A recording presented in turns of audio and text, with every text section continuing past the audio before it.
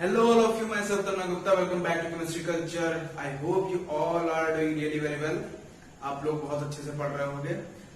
आज का जो हमारा टॉपिक है, आज का जो हमारा लेक्चर है, वो बहुत ही ज्यादा इम्पोर्टेंट लेक्चर है और इस लेक्चर में हम लोग पढ़ने वाले हैं मोल कंसेप्ट के ऊपर। मोल कंसेप्ट पे पूरी बात करेंगे, समझेंगे मोल कंसेप्ट है क्या, क्या जरूरत पड़ी मोल कंसेप्ट को इंट्रोड्यूस करने की, कैसे इसको अप्लाई करते हैं, कैसे इसको यूज करते हैं, इसके क्वेश्चंस किस तरीके से होते हैं। तो अगर आपने मेरी वीडियोस नहीं देखी और आप इस चैनल पे नए हैं तो आप सब्सक्राइब कर लीजिए, बेल आइकन को दबा दीजिए, क्योंकि हमारी नई वीडियोस की जो भी नोटिफिकेशन है वो आप तक पहुंचे और आप कुछ ना कुछ सीख के जाए हमारे केमिस्ट्री कल्चर चैनल से। तो स्टार्ट करते हैं आज का लेक्चर, जिसमें हम लोग बात करेंगे मोल कंसेप्ट। ये जो भी मोल कंसेप्ट है, ये सिर्फ और सिर्फ हमारा किसी चैप्टर का एक इम्पोर्टेंट पार्ट नहीं है, लेकिन सबसे ज्यादा इंपॉर्टेंट है ये हमारी पूरी ओवरऑल केमिस्ट्री के लिए।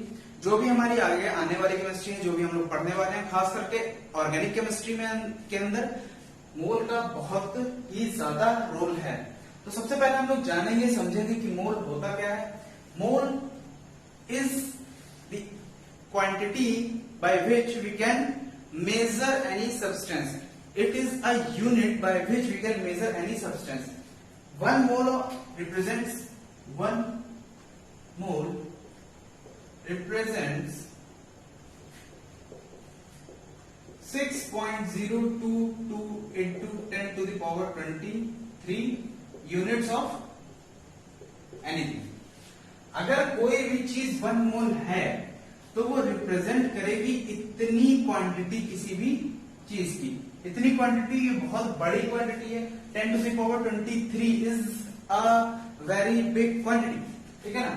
अगर हम लोग जैसे एग्जांपल एज ले लें, हम लोग अगर हम लोग कहीं भी मार्केट जाते हैं और हम लोग लेते हैं फ्रूट्स में, जैसे हम लोग ले लें 1 dozen of bananas,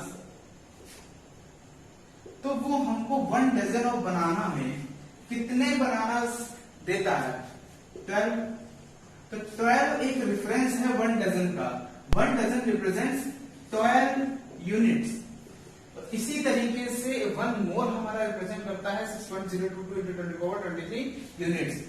KG, gram, metre, kilometre, ये सारी हमारी यूनिट्स हैं और इन यूनिट्स की वजह से हम लोग कुछ ना कुछ मेजर कर पाते हैं। तो mole is just nothing but a unit, a quantity by which we are able to measure the microscopic units which we are going to study in the chemistry। ठीक, अब हम लोग जानेंगे कि मोल कॉन्सेप्ट को इंट्रोड्यूस करने की वजह क्या है। मोल कॉन्सेप्ट को इंट्रोड्यूस क्यों किया गया? मोल कॉन्सेप्ट को इंट्रोड्यूस करने के लिए बेसिकली 2 वजह थी। पहली वजह ये कि हम लोग केमिस्ट्री में जब भी एटम्स की स्टडी करना चाहते हैं, we all know atoms is a really very small unit, जो हम लोग सही से नहीं देख सकते। तो हम लोग अगर इसकी स्टडी करना चाहें तो एक एटम की स्टडी करना इज नेक्स्ट टू इम्पॉसिबल, ठीक है ना, इज नेक्स्ट टू इम्पॉसिबल। एक एटम की स्टडी करना बहुत ज्यादा मुश्किल होता है। अगर हम लोग किसी एटम की संख्या बढ़ा दें, अगर बहुत सारे एटम्स हम लोग एक साथ ले लें और उन सारे एटम्स की एक साथ स्टडी करी जाए, सिमिलर एलिमेंट की, सेम एलिमेंट के बहुत सारे एटम्स लेके उनकी स्टडी करी जाए, तब हम लोग एटम्स की स्टडी अच्छे से कर सकते हैं। इसलिए हमारा मोल कंसेप्ट को इंट्रोड्यूस किया गया। दूसरा रीजन क्या था? दूसरा रीजन था हमारा रिएक्शन बेस पे। जैसे अगर हम लोग कोई भी रिएक्शन कराते हैं, जैसे A plus B which gives AB as a product, तो हम लोग जो हमारे रिएक्टेंट थे और जो भी हमारे प्रोडक्ट थे, उनको मेजर करने के लिए मोल को इंट्रोड्यूस किया गया था कि इतने मोल X मोल Y मोल से रिएक्ट करके कुछ Z मोल क्रिएट करेंगे। लेकिन यहां पे हम लोग क्वेश्चन कर सकते हैं कि रिएक्शन को मेजर करने का एक और भी तो तरीका था। हम लोग जो भी हमारे रिएक्टेंट थे उनको ग्राम्स में भी तो मेजर कर रहे थे ना, ग्राम्स में भी तो मेजर कर रहे थे हम लोग, जितने भी हमारे रिएक्टेंट थे, जैसे इसका 1 ग्राम इसके 2 ग्राम से रिएक्ट करके इसका 3 ग्राम बना दे, ठीक है ना। तो ग्राम से भी तो हम लोग रिप्रेजेंट कर सकते थे। तो हम लोग को मोल की जरूरत क्यों पड़ी? मोल की जरूरत इसलिए पड़ी क्योंकि ग्राम में जो भी चीजें हैं, अलग अलग सब्सटेंस का साइज अलग अलग होता है। जैसे ए और बी हमारा मिलके ए बी बनाता है, ठीक। अब यहाँ पे वन कोफिशिएंट 1 है हमारे, तो हम लोग मान लेते हैं 1 kg A reacted with 1 kg of B forms 2 kg of A B, ठीक है। अब अगर हम लोग यहाँ पे 1 kg ले लें, just for an example 1 kg Apple ले लिया हम लोगों ने 1 kg, और यहाँ पर 1 kg ले लिए ग्रेप्स। अब यहाँ पर एक ए के साथ एक बी रिएक्ट करके ए बी फॉर्म कर रहा है, तो एप्पल तो 1 kg में मिलेंगे बहुत कम, ठीक है। और जो हमारे ग्रेप्स होंगे वो होंगे बहुत ज्यादा, ठीक है ना। अब रिएक्शन हो रही है ए की बी के साथ, जो कि एक बी के साथ रिएक्ट करेगा और बनाएगा ए बी, यानी यहाँ पे 2 kg बन रहा है ए बी, तो यहाँ पे ये बन गया। अब एप्पल समझ लो यहाँ पे थे 2, ठीक, एप्पल थे 2, ग्रेप्स हो गए 1 kg में बहुत सारे, एप्पल चढ़ गए 2 1 kg में, ठीक। अब एक ग्रेप एक एप्पल के साथ रिएक्ट कर गया, दूसरा ग्रेप दूसरे एप्पल के साथ रिएक्ट कर गया, बट यहाँ पे बहुत सारे ग्रेप्स अननेसेसरी बच गए। क्यों? क्योंकि उनकी रिएक्शन एप्पल से हो ही नहीं पाई, एप्पल पहले ही खत्म हो गया, क्योंकि एप्पल की क्वांटिटी कम थी, ग्रेप्स की क्वांटिटी ज्यादा थी, तो यहाँ पे बहुत सारे अननेसेसरी ग्रेप्स बचे रह गए, यानी एक रिएक्टेंट अननेसेसरी बचा रह जाएगा बहुत सारे केसेस में, ठीक है ना। तो इसलिए हम लोग मोल को इंट्रोड्यूस किया। अब मोल का इंट्रोडक्शन हुआ, तो अगर हम लोग यहाँ पे केजी को हटा के मोल ले लेते हैं, अगर हम लोग केजी को हटा के मोल ले लेते हैं, 1 मोल फॉर्म्स 1 मोल, ठीक, फॉर्म्स 1 मोल, ओके। अगर हम लोग यहाँ पे मोल ले लेते हैं, तो मोल किस चीज से डील करता है? मोल डील करता है नंबर ऑफ पार्टिकल्स से, नंबर ऑफ पार्टिकल्स से। अब एक मोल में कितने पार्टिकल्स होते हैं? 6.022 into 10⁻23। तो यहाँ पे एप्पल अगर हम लोग लें, एप्पल के भी 6.022 into 10⁻23 एटम्स, ग्रेप्स के भी 6.022 into 10⁻23 एटम्स। जब ये दोनों मिलेंगे, क्योंकि क्वांटिटी सेम है, अब ये दोनों मिलेंगे तो यहाँ पे 1 mole of A B form करते हैं, इसलिए हम लोगों को जरूरत पड़ी मोल कॉन्सेप्ट की, ठीक है। अब हम लोग बात करते हैं कि मोल कॉन्सेप्ट को हम लोग पढ़ किस तरीके से सकते हैं। इतनी बात समझ आए कि मोल को इंट्रोड्यूस क्यों किया गया है basically.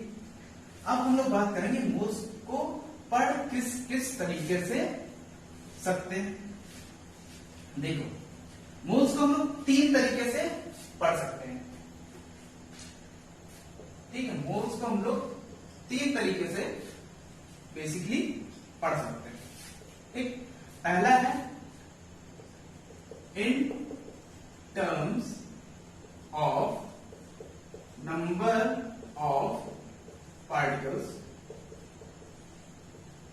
in terms of number of particles, in terms of mass, ठीक, और in terms of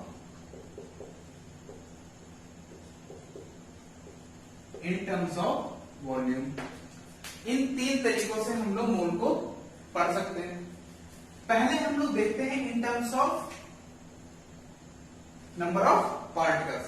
in terms of number of particles में मोल हम लोगों को क्या बताता है? मोल हम लोगों को बताता है कि एक मोल के अंदर 6.022 into 10⁻23 number of particles present होते हैं, ठीक है, इतने नंबर एक मोल में प्रेजेंट होते हैं, ये हम लोगों को बताता है in terms of number of particles.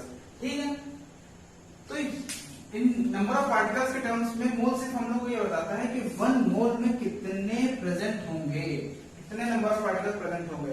अगर हम लोग 3 मोल के निकाले नंबर ऑफ पार्टिकल्स तो क्या हो जाएगा, 3 इंटू 6.022 इंटू 10⁻23 मोल्स।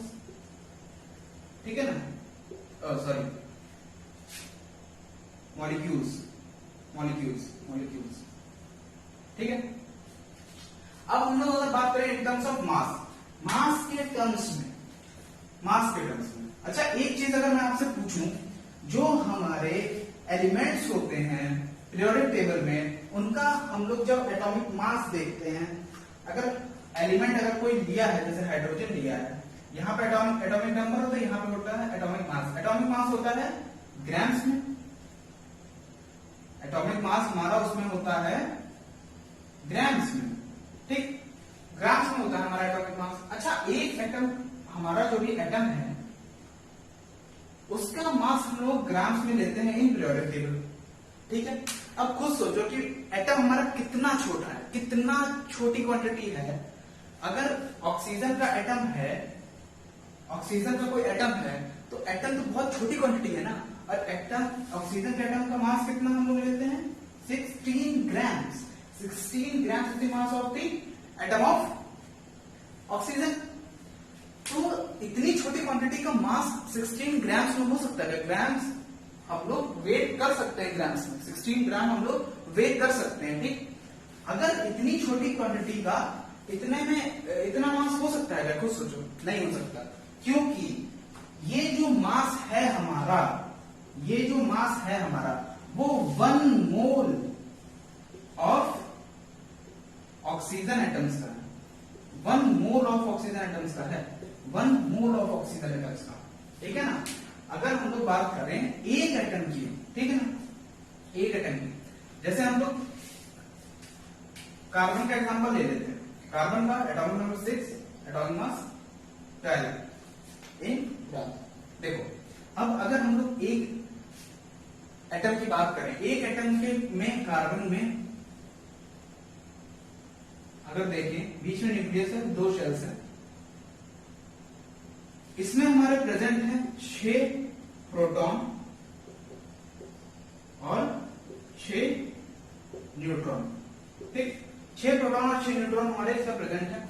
2 इलेक्ट्रॉन पहली शेल में और 4 इलेक्ट्रॉन हमारी दूसरी शेल में रिवॉल्व कर रहे हैं। ठीक, अब अगर हम लोग मास निकालें कार्बन का, कार्बन के एक एटम का, कार्बन के एक एटम का अगर हम लोग मास निकालें तो 6 प्रोटॉन्स प्लस 6 न्यूट्रॉन्स का मास होगा। क्योंकि यहाँ पे इलेक्ट्रॉन का मास हम लोग इसलिए नहीं लेते हैं क्योंकि इलेक्ट्रॉन का मास बहुत कम होता है। इलेक्ट्रॉन का मास होता है 9.1 इंटू 10⁻28 ग्राम्स, और प्रोटॉन का मास होता है 1.67 इंटू 10⁻24 ग्राम्स, और न्यूट्रॉन का भी ऑलमोस्ट सिमिलर होता है प्रोटॉन से, 1.67 इंटू 10⁻24 ग्राम। थोड़ा बहुत इसमें डिफरेंस होता है डिजिटल पॉइंट के बाद, बट ऑलमोस्ट हम लोग उसको सेम लेते हैं। ठीक, अब सेम लेते हैं तो यहां पे देखो 10⁻⁻4 का डिफरेंस है, 10⁻⁻4 का डिफरेंस है। ठीक है ना, 10⁻⁻4 का डिफरेंस है मास ऑफ इलेक्ट्रॉन में, मास ऑफ प्रोटॉन में, मास ऑफ न्यूट्रॉन में। मास ऑफ प्रोटॉन और न्यूट्रॉन तो लगभग सिमिलर होते हैं, लेकिन इलेक्ट्रॉन का बहुत छोटा होता है मास, इसलिए हम लोग मास के इलेक्ट्रॉन के मास को कंसीडर नहीं करते हैं। अगर हम लोग देखें प्रोटॉन्स का मास 6 इंटू प्रोटॉन, 6 प्रोटॉन्स है तो 6 प्रोटॉन्स का मास कितना होगा, 1.67 10⁻24, 1.67 इंटू 10⁻24 प्लस 6 न्यूट्रॉन्स है, 6 इंटू 1.67 इंटू 10⁻24। ठीक है, अब 6 कॉमन, ये हो जाएगा 12 इंटू 1.67 इंटू 10⁻24। ठीक, 12 इंटू 1.67 इंटू 10⁻24। अब ये जो यूनिट है 1.67 इंटू 10⁻⁻24, इसको हम लोग बोलते हैं AMU, यानी एटॉमिक मास यूनिट। तो हमारा जो भी एक एटम का अगर हम लोग मास निकालें, एक एटम का मास, किसी भी एलिमेंट का एक एटम का मास, वो हमारा एटॉमिक मास यूनिट में ही आता है, एटॉमिक मास यूनिट में ही आता है। ठीक, एटॉमिक मास यूनिट में हम लोग एक एटम का मास कैलकुलेट करते हैं। एक एटॉमिक मास यूनिट की वैल्यू 1.67 इंटू 10⁻⁻24 के बराबर होती है। 1 AMU is equal to 1.67 into 10⁻⁻24 grams.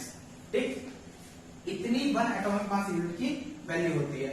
अब देखो एक एटम का मास कितना है, एक एटम का मास, देखो एक एटम का मास इतना है 12 इंटू 1.67 इंटू 10⁻⁻24। अगर हम लोग एक मोल का मास निकालें, एक मोल का मास निकालें, तो देखो 12 इंटू 1.67, 12 इंटू 1.67 इंटू 10⁻⁻24, और एक मोल की वैल्यू कितनी होती है, एक मोल की वैल्यू होती है 6.022 into 10⁻23।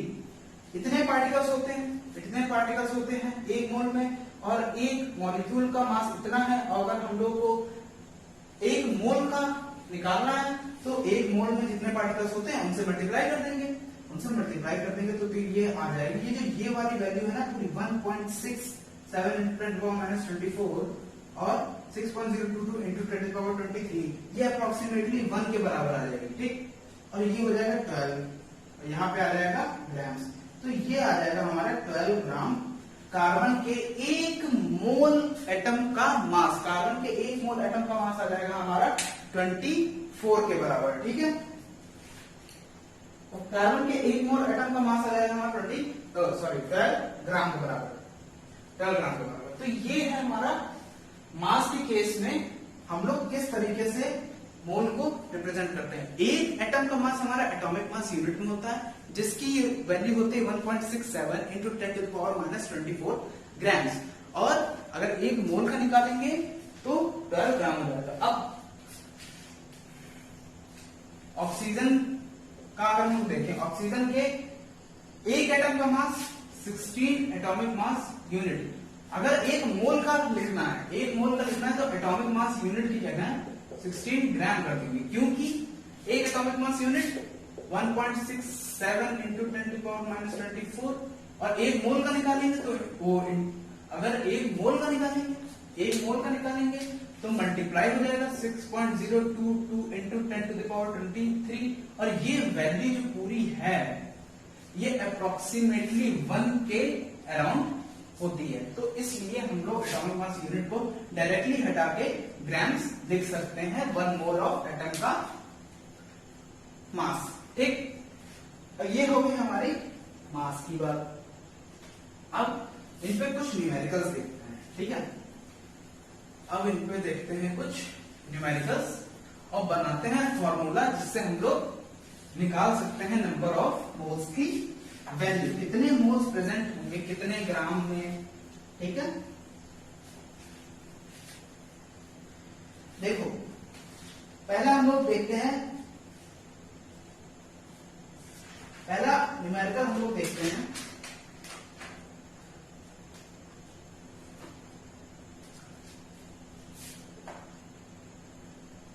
Find number of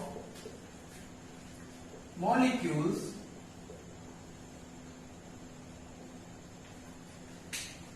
find number of molecules in and number of atoms present in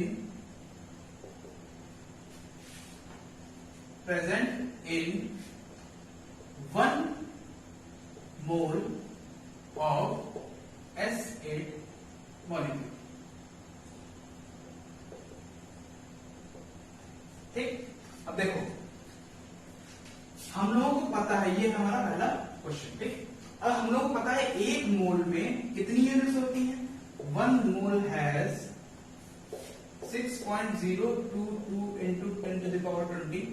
ठीक, अब एक मोल S8 में कितने नंबर ऑफ मॉलिक्यूल्स प्रेजेंट हैं S8 के, कितने एटम्स प्रेजेंट हैं सल्फर के कितने एटम्स प्रेजेंट है। एटम्स और मॉलिक्यूल्स में डिफरेंस होता है, देखो अभी मैं समझा दूंगा पूरा, ठीक है।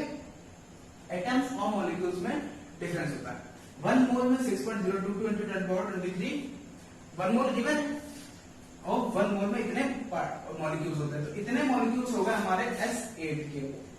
अब देखो यहाँ पे 1 मोल है, S8 के एक मॉलिक्यूल में कितने एटम्स हैं, 8 atoms of S are present in S8।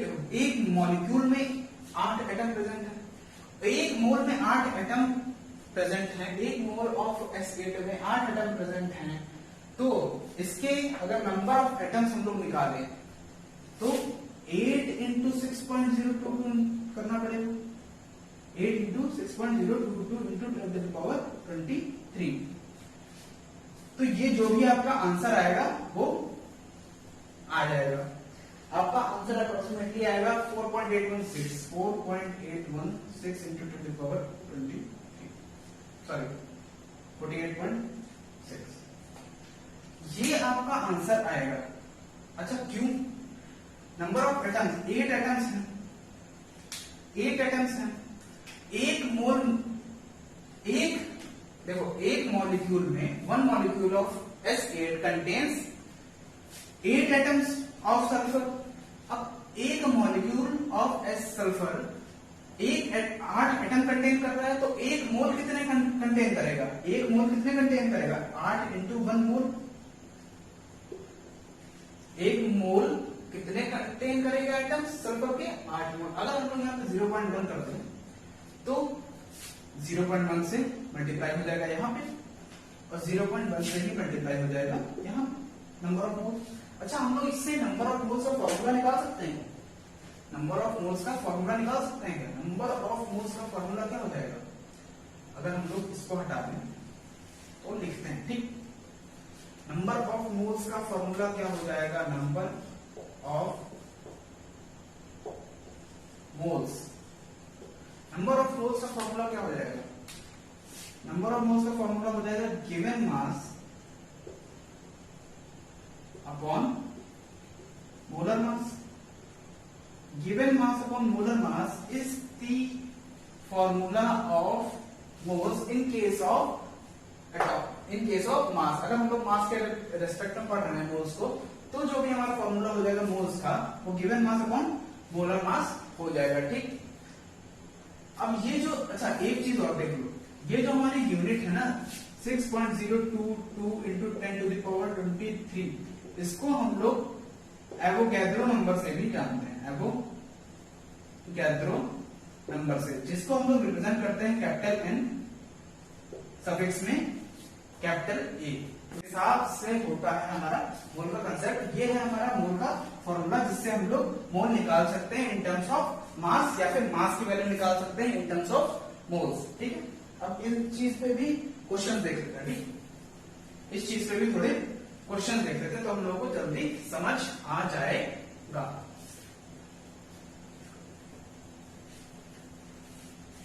ठीक, देखो, find the moles, find number of moles. Moles हम लोग को नंबर ऑफ मोल्स फाइंड करने हैं, नंबर ऑफ मोल्स फाइंड करने हैं हमको। पहला 28 ग्राम्स ऑफ नाइट्रोजन, दूसरा 32 ग्राम्स ऑफ हाइड्रोजन, और तीसरा अगर हम लोग मान लें तो 128 ग्राम्स ऑफ, थर्ड हम लोग ले लेते हैं 128 ग्राम्स ऑफ ऑक्सीजन, ठीक।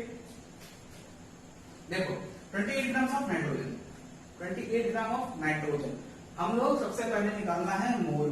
मोल का फॉर्मूला अभी मैंने बताया था, मोल का फॉर्मूला होता है गिवन मास अपॉन मोलर मास, गिवन मास अपॉन मोलर मास, ये हमारा फॉर्मूला है। गिवन मास, जो मास हमको क्वेश्चन में गिवन है उसको हम लोग कहते हैं गिवन मास। गिवन मास कितना है in the case of nitrogen, nitrogen के केस में गिवन मास है 28।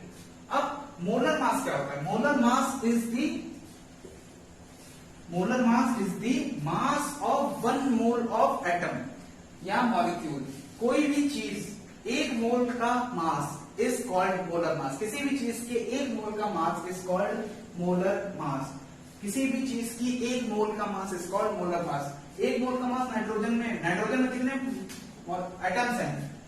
एक नाइट्रोजन का एटम जो है, 1 मोल नाइट्रोजन के एटम का मास होता है 14 ग्राम। बट यहाँ पे कितने हैं? नाइट्रोजन का मॉलिक्यूल है, एटम नहीं, नाइट्रोजन का मॉलिक्यूल है, N2 है। N2 है तो कितना हो जाएगा? 28 ग्राम। अब 28 ग्राम गिवन मास है, 28 ग्राम हमारा मोलर मास है। 1 मोल ऑफ नाइट्रोजन मॉलिक्यूल का मास, तो ये 28/28 इज 1 मोल आ गया हमारा। ठीक, 1 मोल आ गया। 32 gram of hydrogen, 32 gram of hydrogen. ठीक, गिवन मास मोल निकालेंगे, गिवन मास अपॉन मोलर मास। गिवन मास हमारा कितना है? 32 ग्राम। मोलर मास होता है हाइड्रोजन का, एक हाइड्रोजन का मास होता है 1 ग्राम। यहाँ पे 2 हाइड्रोजन का मॉलिक्यूल है, तो H2 का मास हो जाएगा 2 ग्राम। 2 ग्राम हो जाएगा तो 32/2 is 16 moles, sorry, 16 moles of hydrogen are there। 16 moles hydrogen है यहाँ पे। ठीक, इसी तरीके से अगर हम लोग देखते हैं ऑक्सीजन वाला केस, इसी तरीके से हम लोग अगर देखें ऑक्सीजन वाला केस, ऑक्सीजन 128 ग्राम मोल्स अगर हम लोग निकालें तो it is given mass upon molar mass. Given mass upon molar mass, given mass upon molar मास क्या हो जाएगा? गिवन मास है 128। यहाँ पे ऑक्सीजन का सिर्फ एक एटम है, यानी 1 मोल ऑफ ऑक्सीजन एटम का मास चाहिए, यानी ऑक्सीजन एटम का मास होता है 16। 16 is the mass of the, ठीक है, 16 is the mass of the 1 mole of oxygen atom. तो 128/16 ये अप्रोक्सीमेटली कितना आ जाएगा? 8 मोल। 8 मोल्स के हो जाएंगे ऑक्सीजन के। अगर यहाँ पे O2 होता, अगर यहाँ पे O2 होता, ऑक्सीजन का मॉलिक्यूल होता, तो यहाँ पे जो मास हो जाएगा हमारा O2 का वो हो जाता 32 ग्राम। 32 ग्राम हो जाता, यहाँ पे 16 की वजह 32 ग्राम कर देते, 32 ग्राम कर देते, तो यहाँ पे मोल्स आ जाते 4 मोल्स। ठीक है ना? इस हिसाब से हम लोग फाइंड करते हैं number of moles in terms of mass. ठीक, अब इस चीज से हम लोग और बाकी और भी चीजें फाइंड कर सकते हैं। एक और क्वेश्चन देख लेते हैं। क्वेश्चंस इस पे जो न्यूमेरिकल्स हैं, ये जो मैं करा रहा हूं, न्यूमेरिकल सबसे ज्यादा इसमें पूछे जाते हैं। ठीक है ना? इनके एप्लीकेशंस भी हैं, वो हम लोग आगे कंप्लीट करेंगे, बट इस पे जो है हमारे न्यूमेरिकल सबसे ज्यादा पूछे जाते हैं। अब हम लोगों ने अभी क्या निकाला था? मोल्स की वैल्यू निकाली थी मास से। अब हम लोग निकालेंगे मास की वैल्यू मोल्स से। ठीक है ना? फाइंड दी वेट ऑफ पहला हम लोग ले रहे हैं तो 1 मोल ऑफ ऑक्सीजन। ठीक, दूसरा हम लोग अगर ले तो 3 मोल ऑफ नाइट्रोजन। ठीक, तीसरा अगर हम लोग ले लें तो तीसरा हो जाएगा यहां पे 2 मोल ऑफ कार्बन। ठीक, अब हम लोग पहला वाला अगर हम लोग देखें, नंबर ऑफ मोल गिवन है, फॉर्मूला क्या था? नंबर ऑफ मोल्स का फॉर्मूला याद कर लो। अगर आप लोग पूरी वीडियो में बने रहेंगे तो आपको अपने आप रट जाएगा, कोई दिक्कत नहीं होगी। ठीक है ना? Given mass upon molar mass. ठीक, given mass upon molar mass. Mole की वैल्यू हम लोगों को गिवन है 1 मोल। ठीक, गिवन मास हम लोगों को निकालना है, वेट हम लोगों को निकालना है, तो इसको हम लोग मान लेते हैं x। Molar mass of oxygen, molar mass of oxygen, oxygen के एक एटम का मास, एक मोल के एटम का मास होता है 16 ग्राम, और ऑक्सीजन के एक मोल मॉलिक्यूल जो है ऑक्सीजन का उसका मास होता है 32 ग्राम। तो ये हो जाएगा 32 ग्राम। ठीक, तो x की वैल्यू कितनी आ जाएगी 32 ग्राम। तो 32 ग्राम हमारा ऑक्सीजन का जो मॉलिक्यूल है वो प्रेजेंट होता है एक मोल के अंदर। ठीक, अब दूसरे वाले की बात करें। दूसरा वाले में भी नंबर ऑफ मोल्स हम लोगों को गिवन है 3। नाइट्रोजन का मास हमको निकालना है, और जो मोलर मास है, एक मोल नाइट्रोजन का मास, नाइट्रोजन एटम का मास होता है 14, और नाइट्रोजन मॉलिक्यूल का मास होता है 28 ग्राम। ठीक है ना, ये हम लोगों को याद रखना है। तो ये हो जाएगा 28 ग्राम। तो x हो जाएगा 28 इंटू 3,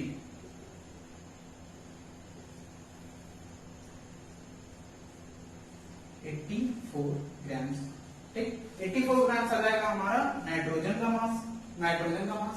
हम लोग तीसरा वाला देख लें, अगर 2 mole of carbon, number of moles 2 दे रखे हैं, कार्बन का मास निकालना है x है। कार्बन के एक मोल का मास कितना हो जाएगा, कार्बन 12। ठीक, 12, तो 12 होता है, तो ये हो जाएगा x = 24 ग्राम। तो ये इस हिसाब से हम लोग फाइंड कर सकते हैं मोल्स से वेट को, वेट से मोल्स को। ठीक है, और भी क्वेश्चंस हम लोग देख लेते हैं। There are plenty of questions जो आप लोग सॉल्व कर सकते हैं। ठीक है, आइए अब कुछ लेवल बनाते हैं थोड़ा सा। ये तो बहुत सिंपल क्वेश्चन हो गए, जो बेसिक हमारा क्रिएट करते हैं, बेसिक जो बनाते हैं हमारा मोल कॉन्सेप्ट का, वो ये क्वेश्चन हो गए। ठीक, थोड़ा सा लेवल इंक्रीज करते हैं, थोड़ा सा समझदारी आपको लगानी पड़ेगी। ठीक है, और अब बात करते हैं calculate the weight of the following. हाँ, question calculate the weight of following. ठीक है, पहला हम लोग ले लेते हैं, 100 atoms of carbon, 100 atoms of carbon. दूसरा हम लोग ले लेते हैं 0.5 मोल्स ऑफ सल्फर। ठीक, 0.5 मोल्स ऑफ सल्फर। थर्ड हम लोग ले लेते हैं 8 ग्राम एटम ऑफ ऑक्सीजन। ठीक है, 8 gram atom of oxygen. Fourth हम लोग ले लेते हैं 25 atomic mass unit of chlorine. ठीक है, ऑफ क्लोरीन। एक और हम लोग ले लेते हैं जो कि है हमारा fifth, 1.5 into 10 to the power 1.5 into 10 to the power 20 atoms of nitrogen. ठीक, इन सब का हम लोगों को वैल्यू निकालनी है। ठीक है, अब देखते हैं। पहला वाला हम लोगों को 100 एटम्स ऑफ कार्बन का मास निकालना है, 100 एटम्स। अब हम लोग को पता है 6.022 into 10 to the power 23 atoms का मास कितना होता है कार्बन का, 12। ठीक, 12, 100 एटम्स। ठीक, एक एटम का मास कितना हो जाएगा, एक एटम का यूनिटरी मेथड से हम लोग ट्राई करते हैं। ठीक है, यूनिटरी मेथड हम लोग लगाते हैं। 6.022 यानी एक मोल की कार्बन के मास का मास होता है 12, एक मोल एटम ऑफ कार्बन का मास होता है 12 ग्राम। ठीक, एक एटम का मास कितना होगा, 12 upon 6.022 into 10 to the power 23, 6.022 into 10 to the power 23। और यहाँ पूछा कितने का है, 100 एटम्स का। 100 एटम्स का मास, 100 एटम्स का मास कितना हो जाएगा, 12 into 100 upon 6.022 into 10 to the power 23। Simple unitary method हम लोगों ने लगाया है इस क्वेश्चन के अंदर, और आप जब इसको सॉल्व करोगे तो आपका आंसर आ जाएगा 1.99 into 10 to the power minus 23। इतना ग्राम मास होगा 100 एटम्स ऑफ कार्बन का। देखो, एक मोल में मॉलिक्यूल्स कितने, 6.022 इंटू 10 टू द पावर 23 का मास 12 ग्राम, एक एटम का मास 12 अपॉन और 100 एटम्स का मास 12 अपॉन दिस इनटू 100, ये आ गया हमारा mass of 100 atoms of carbon. और 0.5 मोल ऑफ सल्फर, दूसरा वाला 0.5 मोल ऑफ सल्फर।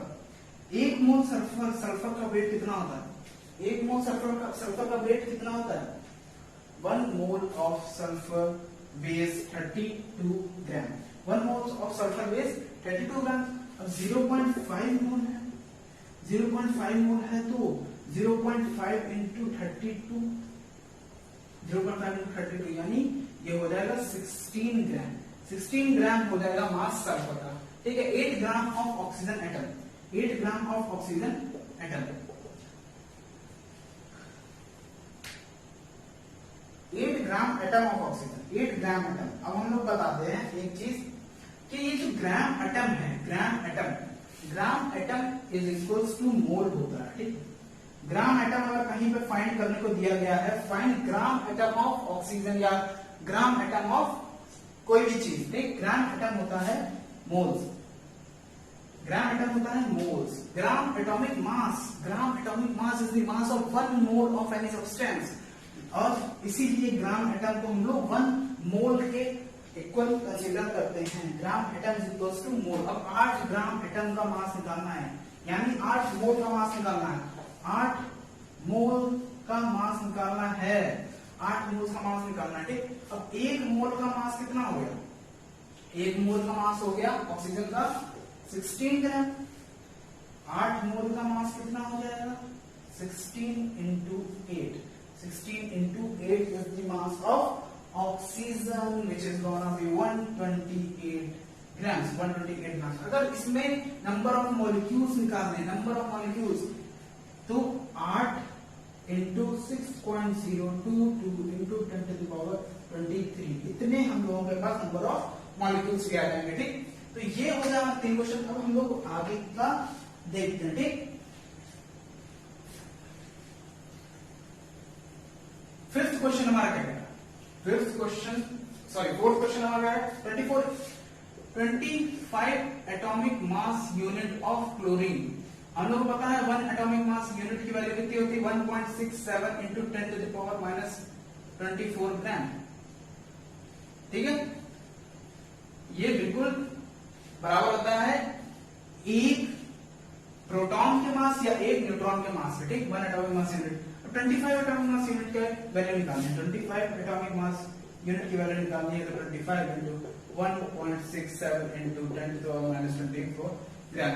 ये आप कैलकुलेट करिएगा, इसका आंसर आ जाएगा आपका, ठीक है ना। ये आ जाएगा आपका answer approximately 5 point something into 10 to the power minus 24 ग्राम। कितना आप कैलकुलेट करिएगा। अब आते हैं हम लोग इस चीज पे, 1.5 into 10 to the power 20 atoms of nitrogen.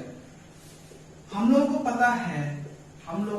पता है 1 मोल में 6.022 into 10 to the power 23 atoms होते हैं, ठीक।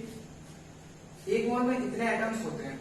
अब नाइट्रोजन के 6.022 into 10 to the power 23 atoms का जो मास है वो होता है 14 ग्राम, ठीक। एक एटम का मास हो जाएगा, 14 upon 6.022 into 10 to the power 23।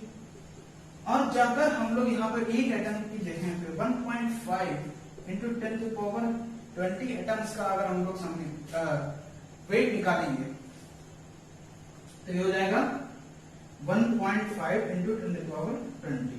तो आप जब इसको कैलकुलेट करेंगे तो ये आ जाएगा approximately 3.5 into 10 to the power minus 3 grams. इतना ग्राम ऑफ नाइट्रोजन यहाँ पे प्रेजेंट होगा। आई होप आप लोगों को समझ आ रहा होगा, आप लोग समझ गए होंगे कि किस हिसाब से न्यूमेरिकल्स हम लोगों को ट्राई करने हैं, ठीक। अब हम लोग बात करते हैं आगे वॉल्यूम के केस में, ठीक।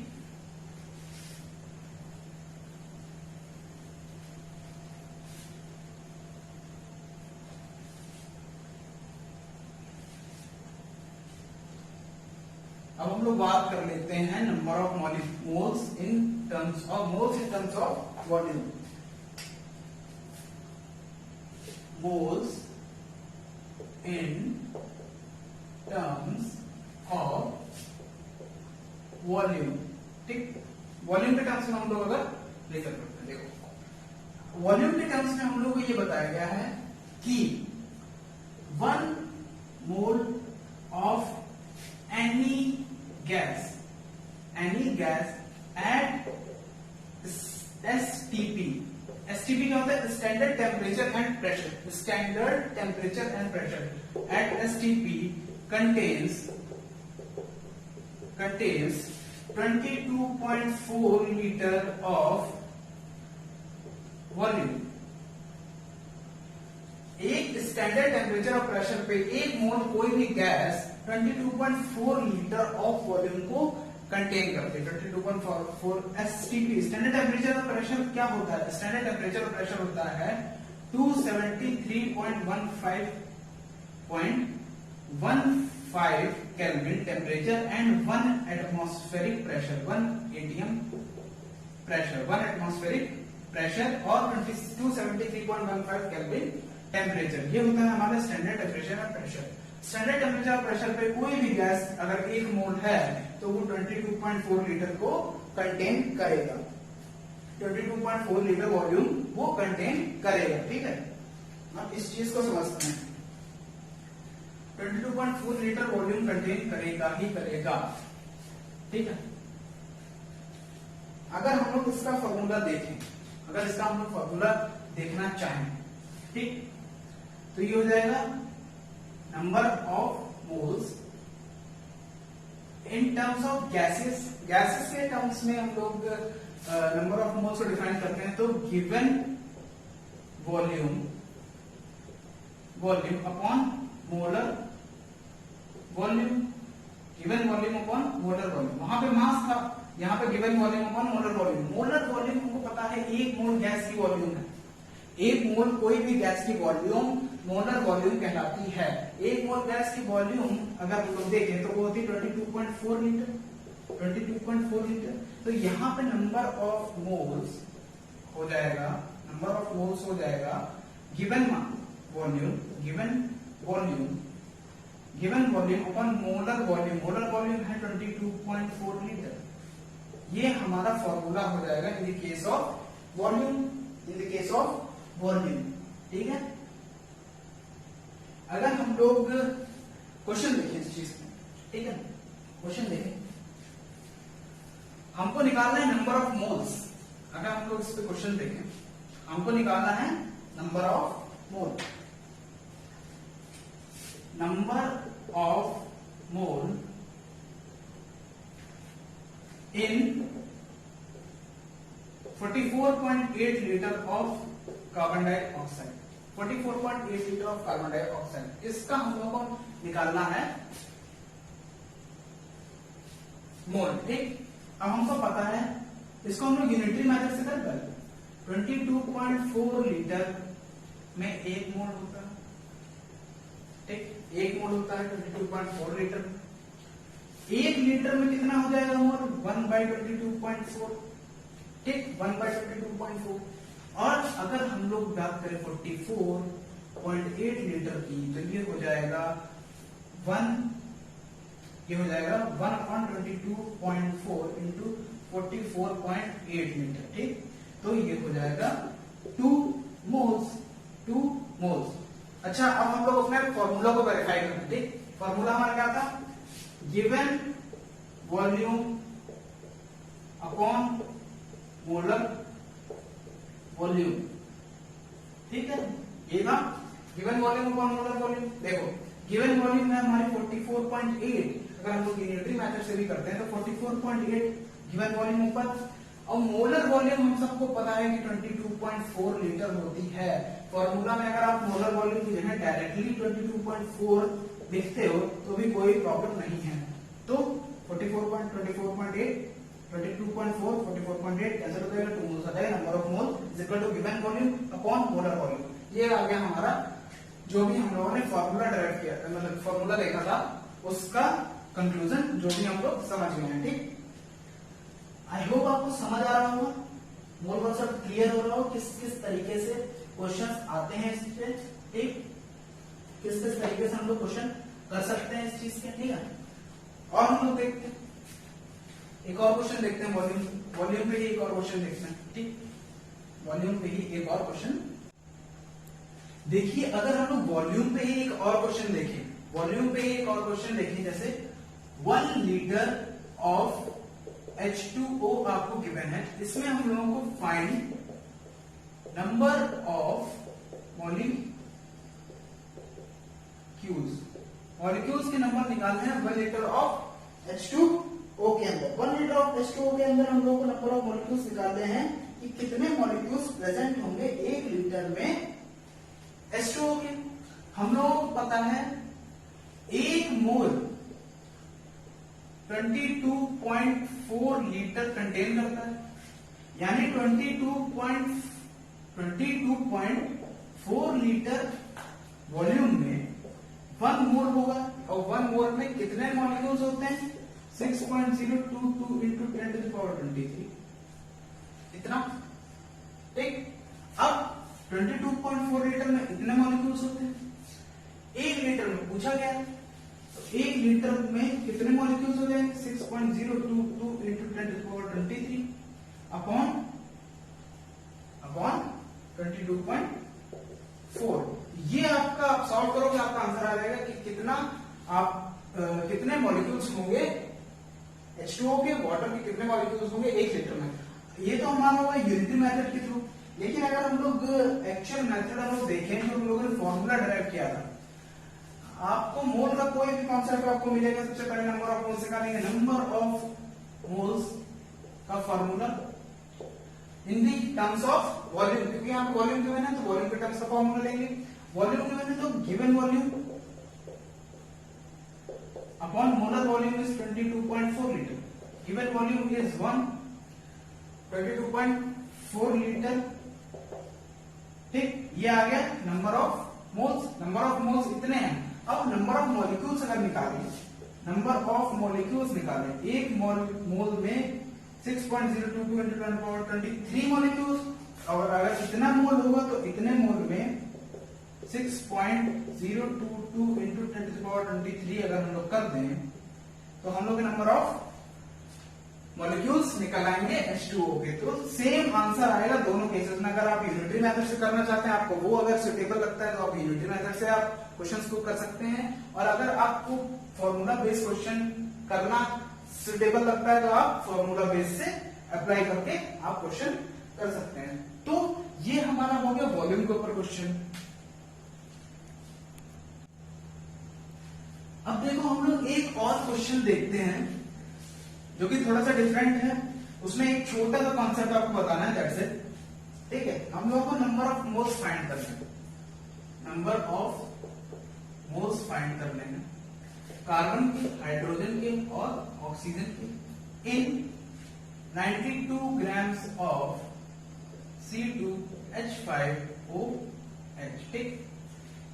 92 ग्राम ऑफ C2H5 में C2H5OH में कार्बन, हाइड्रोजन, ऑक्सीजन के हम लोग को मोल्स फाइंड आउट करना है। सबसे पहले काम हम लोग करेंगे नंबर ऑफ मोल्स निकालने का। Number of moles in the form of mass is given mass upon molar mass, given mass upon molar mass. Given mass हमारा कितना है 92 ग्राम्स, 92 ग्राम्स। हम लोग C2H5OH का अगर मोलर मास निकालें तो कार्बन का 2 है, एक कार्बन का मास 12 होता है, हाइड्रोजन यहाँ पे 6 है, एक हाइड्रोजन का मास 1 होता है, और ऑक्सीजन यहाँ पे 1 है, और एक ऑक्सीजन का मास 16 होता है। तो 12 into 2 24 plus 6 plus 16 it is 46 ग्राम। 46 ग्राम हमारा मास आया तो upon 46 gram. Number of moles आ गए हमारे 2 मोल, ठीक। नंबर ऑफ मोल्स आ गए हमारे 2 मोल। अब देखो एक molecule of C2H5 contains 2 atom of carbon, 2 atom of carbon. एक मोल में 2 एटम कार्बन के हैं, एक मॉलिक्यूल में 2 एटम है, ठीक। एक मॉलिक्यूल में, ठीक, एक मॉलिक्यूल में 2 एटम है। एक मोल में कितना हो जाएगा, एक मोल में हो जाएगा 2 into 6.022 into 10 to the power 23। अब यहाँ पे हम लोग को मोल कितने गिवन हैं, मोल कितने आ रहे हैं, 2 मोल आ रहे हैं C2H5OH के। तो 2 मोल C2H5OH में कितना मॉलिक्यूल्स होंगे, 6.022 into 10 to the power 23 into 2, यही तो होगा। 1 मोल में इतना तो 2 मोल में कितना, ठीक।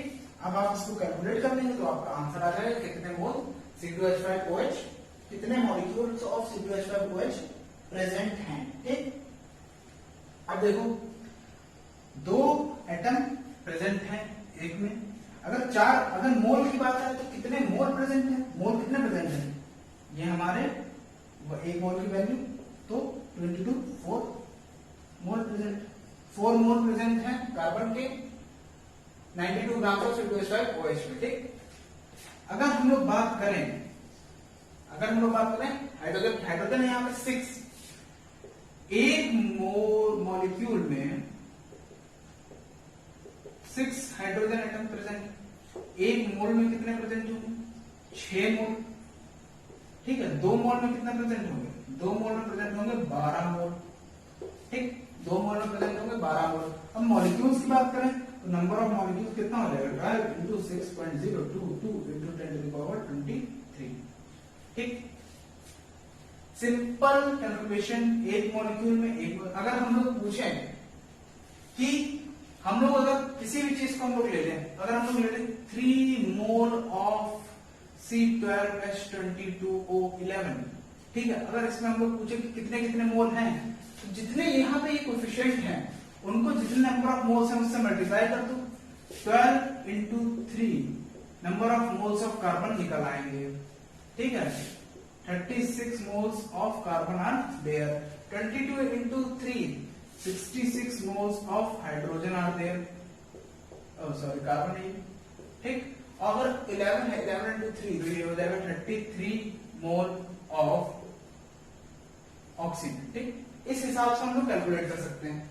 यही चीज है कि जितने भी कोएफिशिएंट हैं उतने, अगर ऑक्सीजन की हम लोग यहाँ पे बात करें, देखो ऑक्सीजन की अगर हम लोग बात करें, ऑक्सीजन है एक मॉलिक्यूल में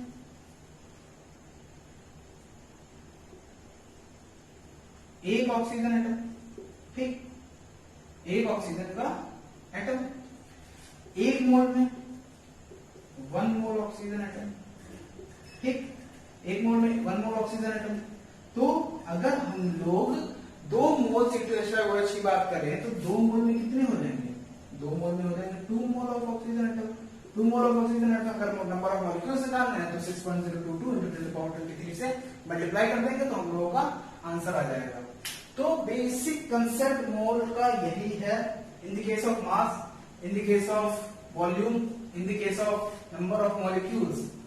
अगर जो भी न्यूमेरिकल्स हैं उसका हम बेसिक फंडा जाने, बेसिक फंडा हमने पहले ही बता दिया है आपको सारे के सारे फॉर्मूलाज के थ्रू, बहुत सारे क्वेश्चन भी डिस्कस किए हम लोगों ने। जितनी प्रैक्टिस आप लोग क्वेश्चंस पे करेंगे उतना आपकी पकड़ मोल कंसेप्ट पे बढ़ती जाएगी।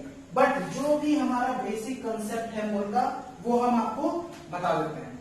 मोल से क्या क्या हम लोगों को पूछा जाता है, देखो मोल से या तो आपको पूछा जाएगा नंबर ऑफ मॉलिक्यूल्स, ठीक, या तो आपको पूछा जाएगा मास ऑफ सब्सटेंस, ठीक है, या तो आपको पूछा जाएगा volume of substance at standard temperature and pressure, ठीक। ये 3 चीजें जो है मोल का 3 कॉन्सेप्ट है, 3 तरीके से हम लोग पढ़ते हैं, number of molecules, number of mass of substance और volume of substance at standard temperature and pressure, standard temperature और प्रेशर पे, ठीक। अब क्वेश्चंस किस तरीके से हम लोगों ने करे, मोल गिवन है, मोल से हम लोग नंबर ऑफ मॉलिक्यूल्स हमको फाइंड करने हैं, नंबर ऑफ मॉलिक्यूल्स गिवन है, नंबर ऑफ मॉलिक्यूल्स से हमको मोल फाइंड करना है, ठीक है। मोल गिवन है, मोल से वॉल्यूम फाइंड करना है, और वॉल्यूम गिवन है, वॉल्यूम से हमको मोल फाइंड करना है, ठीक। मास ऑफ सब्सटेंस गिवन है, मास ऑफ सब्सटेंस से हमको फाइंड करना है मोल, और मोल से फाइंड करना है हमको, मोल से फाइंड करना है मास ऑफ सब्सटेंस, और मास ऑफ सब्सटेंस से फाइंड करना है मोल। तो ये तीन चीजें हैं जो हमको फाइंड करनी है। अब करना क्या होगा, जब हम लोग मास ऑफ सब्सटेंस से मोल फाइंड करेंगे, मास ऑफ सब्सटेंस से मोल फाइंड करेंगे, तो यहां पर डिवाइड करेंगे, डिवाइड बाय मोलर मास, ठीक, डिवाइड बाय मोलर मास। अगर हम लोग मोल से मास ऑफ सब्सटेंस फाइंड करेंगे, तो मोल से मास ऑफ सब्सटेंस फाइंड करेंगे तो मल्टीप्लाई बाय मोलर मास, ठीक, मल्टीप्लाई बाय मोलर मास, ठीक। अगर हम लोग मोल से वॉल्यूम ऑफ सब्सटेंस फाइंड करें, मोल से वॉल्यूम ऑफ सब्सटेंस फाइंड करेंगे, अगर मोल से वॉल्यूम ऑफ सब्सटेंस फाइंड करेंगे तो इसमें हम लोग मल्टीप्लाई करेंगे, मल्टीप्लाई 22.4 लीटर्स का। अगर वॉल्यूम ऑफ सब्सटेंस से मोल फाइंड करेंगे तो इसमें डिवाइड करेंगे, डिवाइड करेंगे 22.4 लीटर से, ठीक। अगर हम लोग मोल से नंबर ऑफ मॉलिक्यूल्स फाइंड करें, मोल से नंबर ऑफ मॉलिक्यूल फाइंड करेंगे, मोल से नंबर ऑफ मॉलिक्यूल फाइंड करेंगे तो multiply by Avogadro number Na, यानी 6.022 इंटू 10⁻23 से मल्टीप्लाई करेंगे। और अगर नंबर ऑफ मॉलिक्यूल्स गिवन है और नंबर ऑफ मॉलिक्यूल्स हमको मोल का निकालना है, मोल निकालना है, तो हम लोग डिवाइड करेंगे, dividing by Na, here where Na is equals to Avogadro number, which is 6.022 into 10⁻23 and it is represented as 1 mole। तो ये है हमारा न्यूमेरिकल्स का बेसिक फंडा जो हम लोग यूज करेंगे न्यूमेरिकल्स को लगाते टाइम। फॉर्मूला मैंने पहले बता दिए हैं, आप फॉर्मूले रख सकते हैं, तो फॉर्मूले याद कर लीजिए, बेस्ट है। लेकिन ये वे आप लोग लगा सकते हैं बेसिक न्यूमेरिकल्स में मोल कंसेप्ट पे, ठीक है ना। मोल को फाइंड करना है, अगर मास से मोल फाइंड करना है तो डिवाइड कर देंगे मोलर मास से, अगर मोल से मास फाइंड करना है तो मल्टीप्लाई कर देंगे मोलर मास से, अगर मोल से वॉल्यूम फाइंड करना है तो मल्टीप्लाई कर देंगे 22.4 से, अगर वॉल्यूम से मोल फाइंड करना है तो डिवाइड कर देंगे, अगर मोल से नंबर ऑफ मॉलिक्यूल्स फाइंड करना है तो मल्टीप्लाई कर देंगे, अगर डिवाइड कर देंगे डिवाइड बाय एवोगैड्रो नंबर, तो नंबर ऑफ मोल से हम लोग मोल को, नंबर ऑफ मॉलिक्यूल से हम लोग मोल को फाइंड करने होंगे। बेसिकली अगर मोल से कोई चीज हमको फाइंड करनी है, मोल से कोई चीज फाइंड करनी है, मोल से वॉल्यूम या मोल से कुछ भी, तो मल्टीप्लाई करेंगे उस पर्टिकुलर चीज से जिस पर्टिकुलर केस में हम लोग बात कर रहे हैं, और अगर किसी पर्टिकुलर केस से मोल फाइंड करना है तो उसमें डिवाइड करेंगे वैल्यूज को। तो ये रहा हमारा पूरा का पूरा मोल कंसेप्ट। बने रहिए हमारे केमिस्ट्री कल्चर चैनल के साथ, मिलते हैं अपनी नेक्स्ट वीडियो में नेक्स्ट टॉपिक के साथ और आपको एक और अच्छी नॉलेज देने के लिए। तब तक के लिए धन्यवाद, सपोर्ट करते रहिए, प्यार दिखाते रहिए। जय, नमस्कार।